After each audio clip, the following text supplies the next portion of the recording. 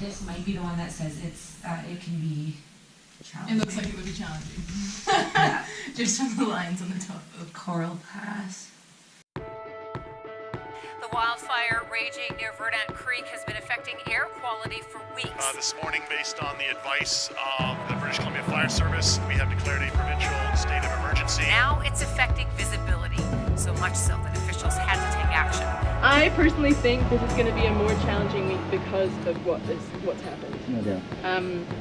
Which also I think is more exciting. Our plan is Jen and I, or Hank and I, are going to run the shuttles to this other road where we're going to finish the hike, so that we're going to give ourselves more time to be able to figure out if any of this is possible. Clear sky here most of the day has had some travelers confused about the closure, but we have heard how quickly things can change. So Highway 93 South remains closed. So we are here just for a practice hike before we head out for some bigger things tomorrow.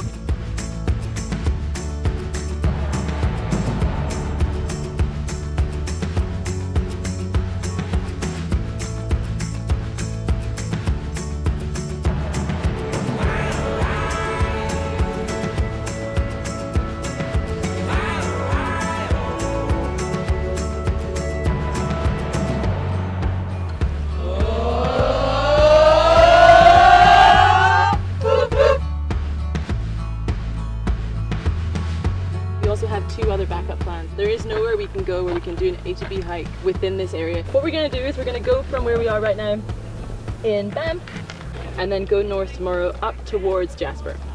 Cool. So what plan are we on then? It's just plan A, B, or C? I think we're on to at least K, yeah, at least. I think it's K version 4.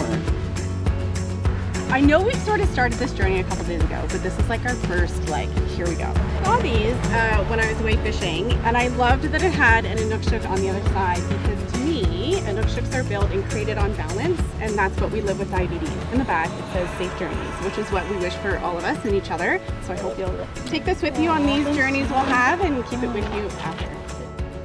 Leading up to the trip, I was really starting to get excited because we had all these conference calls, I was meeting everyone, but I didn't have an expectation of what it would be like. I think I just completely left out the type 1 situation. I don't know if it's because I've had it so long and I'm so used to just being type 1, and I was like, what else could I learn? You know, I've had this for forever.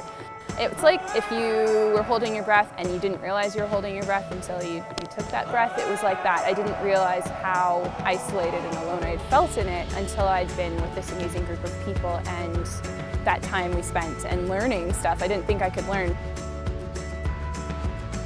You know what, to be honest, at the beginning I didn't know what the trip was going to mean to me, but meeting the fantastic group that we assembled, and I won't even call them a group anymore, I'll call them family, basically meant that, you know, I have a family now. So 13.4K all the way over here, but it might be like, oh hey, actually, it's like starting to get a bit dodgy, or it's like, you know, if it's like raining hail, then we'll see what we get to. But I think this is a pretty cool place to explore because, again, not many people do come here.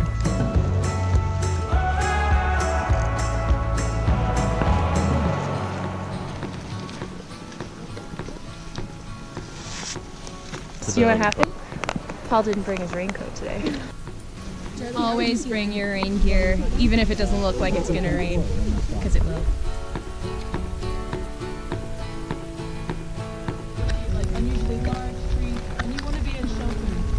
We had a bunch of other plans because of wildfires and such, but so our whole trip has kind of been in Banff and Jasper, so every single day has been totally different, which is awesome.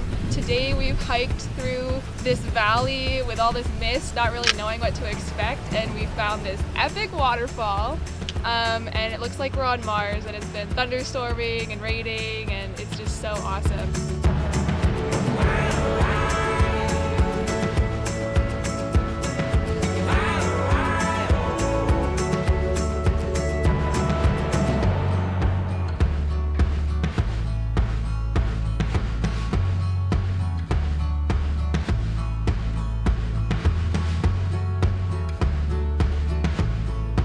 I applied for the trip because it was something that I knew I couldn't do. When I got over that mountain, I remember I stepped foot, and you can't even see the very top of the mountain, so I see everybody going in front of me.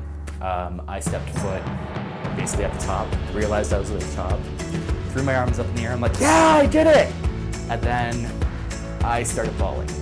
I remember crying and everybody just coming over and giving me a hug, and then as I achieved something that I did not think I could do in my life, that was the point where I had to catch my breath, realize what I just did, and realize what the hell we just accomplished as a group. It was absolutely and utterly amazing. So 2 months after I was diagnosed, I was working at a camp in Algonquin Park as a staff, and Connected in Motion had a slipstream event there. It was all kind of serendipitous, the timing of everything, when I found Connected in Motion.